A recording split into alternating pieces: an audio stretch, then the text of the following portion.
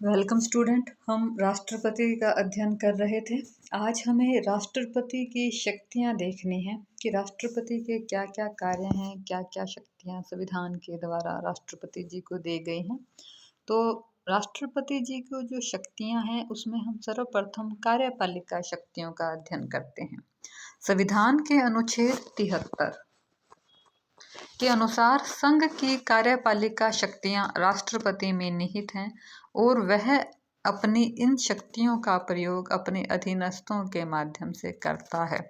अनुच्छेद 73 और 53 दोनों ही ये कहता है कि राष्ट्रपति के पास कार्यपालिका शक्तियां हैं जिसका उपयोग वह निम्न प्रकार से करता है। इसमें वह मंत्रिपरिषद की नियुक्ति करता है जिसमें प्रधानमंत्री व अन्य मंत्री शामिल हैं।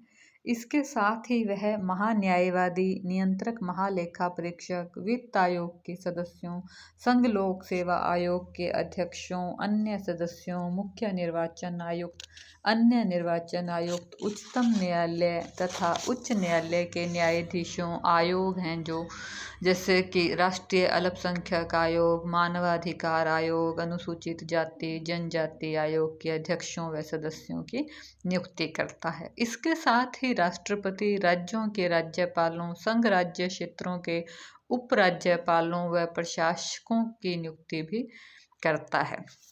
अब हम देखते हैं राष्ट्रपति की विधायी शक्तियाँ। विधायी शक्तियों के अंदर हम देखते हैं कि राष्ट्रपति है वो संसद का अभिन्न अंग है। संसद का गठन राष्ट्रपति, लोकसभा और राज्यसभा से मिलकर होता है। राष्ट्रपति को अनुच्छेद 80(1) है, उसके अंतर्गत राष्ट्रपति को राज्यसभा में 12 सदस्यों को मनोनीत करने का अधिकार है।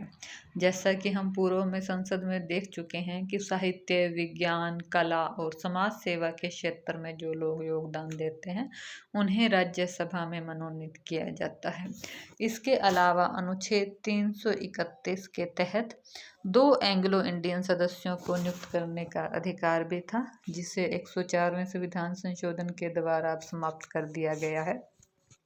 संसद के किसी सदस्य की अयोग्यता के संबंध में किसी प्रकार का प्रश्न है तो राष्ट्रपति उसके संबंध में निर्णय करेगा। संसद के सत्र को आहूत करने का अधिकार है राष्ट्रपति को। संयुक्त अधिवेशन में अभिभाषण देते हैं।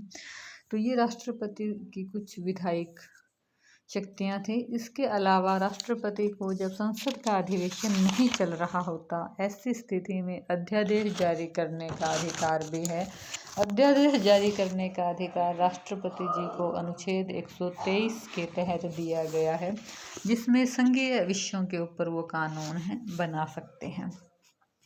अध्यादेश है वो संसद के द्वारा पारित किए गए कानूनों के समान ही लागू होते हैं, लेकिन जब भी संसद का अधिवेशन होगा तब संसद से उसकी स्वीकृति लेनी होगी।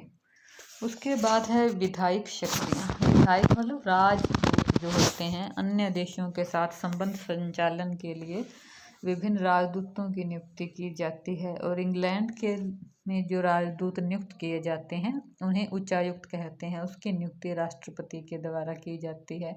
और जो विदेशों से राजदूत आते हैं उनको जो स्वीकृति भी राष्ट्रपति के द्वारा दी जाती है। सैनिक शक्तियाँ।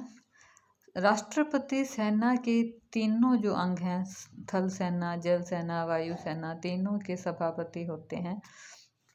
और राष्ट्रपति रक्षा बलों के प्रमुखों की नियुक्ति भी करते हैं। न्यायिक शक्तियाँ। राष्ट्रपति को न्यायाधीशों, अब हम देख रहे हैं न्यायिक शक्तियाँ। न्यायिक शक्तियों में हम देखेंगे कि अनुच्छेद 124 के अनुसार राष्ट्रपति को उच्चतम न्यायालय व उच्च न्यायालय के न्यायाधीशों की नियुक्ति करने का अधिकार है। राष्ट्रपति उच्च व उच्चतम न्यायालय के न्यायाधीशों से परामर्श करके उनकी नियुक्ति करते हैं। और इसके अलावा राष्ट्रपति को क्षमा दान की शक्ति भी प्राप्त है। अनुच्छेद 72 में राष्ट्रपति को क्षमा दान के शक्ति प्राप्त है। क्षमा दान के अंदर जैसे निलंबन, परिहार, लघुकरण की शक्तियाँ भी दी गई हैं। अब है आपातकालीन शक्तियाँ। आपातकालीन शक्तियाँ हैं उसका हम नेक्स्ट वीडियो में डिटेल से अध्ययन करेंगे। आपातकालीन शक्तियों का ये एक विस्तृत टॉपिक है जिसका उल्लेख संविधान के भाग 20 में है। अनुच्छेद 352, 356 और 360 है वो आपात से संबंधित है। इसमें हम मोटा मोटा संक्षिप्त रूप में देख लेते हैं। इसके अलावा राष्ट्रपति को अनुच्छेद 143 के अंतर्गत अधिकार है कि वो उच्चतम न्यायालय से परामर्श ले और उच्चतम न्यायालय स्वतंत्र है कि वो परामर्श दे या ना दे। अगर संविधान के संबंध में प्रश्न है तो उच्चतम न्यायालय बाध्य है राष्ट्रपति को परामर्श देने के लिए। तो ये आज हमने राष्ट्रपति की कुछ सामान्य शक्तियाँ देखी। नेक्स्ट वीडियो में हम आपातकालीन शक्तियों का विस्तृत अध्ययन करेंगे। धन्यवाद स्टूडेंट।